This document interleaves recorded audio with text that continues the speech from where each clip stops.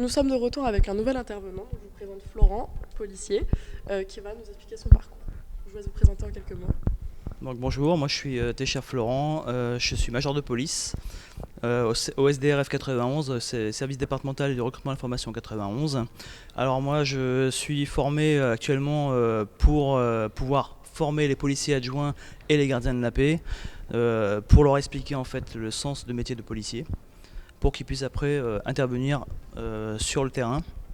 Donc au niveau de mon parcours, j'ai eu un bac S, option biologie, c'était à La Réunion. Ensuite, je me suis dirigé vers un doc de biologie que j'ai eu.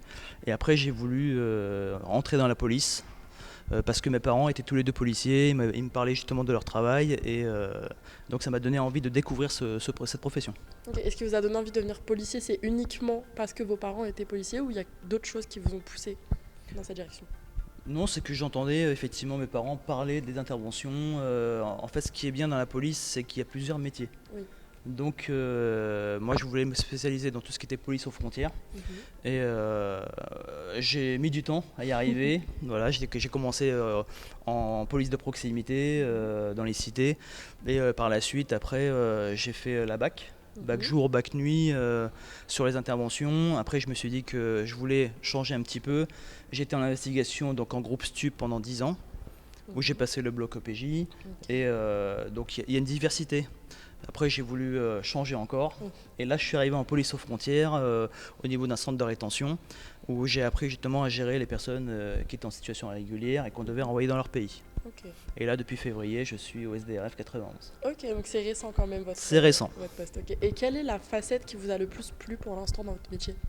Alors moi, c'était surtout l'investigation. Okay. Parce que comme j'étais au PJ, je pouvais faire tous les actes. C'est-à-dire qu'on commence une enquête, après on peut mettre en place des interceptions judiciaires, des écoutes téléphoniques, des surveillances, des filatures, interpeller les gens à domicile, sur la voie publique, et après tout ce qui est procédure, auditionner les mises en cause et les déférer par la suite et les présenter devant le magistrat. Ok.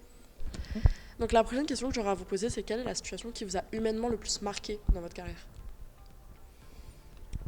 Il y en a eu plusieurs. Oui, il y en a eu plusieurs. Après ces interventions, je suis intervenu une fois dans une cité. J'ai trouvé un petit gamin de 2 ans qui était tout seul dans la rue, qui n'avait pas de vêtements. Impossible de savoir d'où il venait. Et on a galéré à retrouver ses parents. Ça a mis quasiment toute une journée. Et effectivement, quand après on arrive à trouver les parents, là on est content quand même que l'enfant ait pu revoir ses parents. Oui, il y a un cadre. Oui. Voilà, après, il y a eu d'autres faits marquants. Quand j'étais en investigation au niveau des groupes stup, il y avait aussi des overdoses. Oui. Donc là, c'est un peu plus compliqué de dire aux parents votre fils ou votre fille elle est décédée à cause d'une overdose. C'est sûr. Voilà, c'est pas des choses qu'on apprend, mais faut le faire. Oui, c'est une facette qui est déplaisante du métier, mais certes, elle est réelle. Quoi. Voilà, c'est ça. Okay.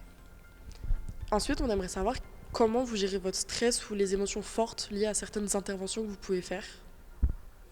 Alors ça, on peut l'apprendre à l'école de police. On est formé pendant 1 an.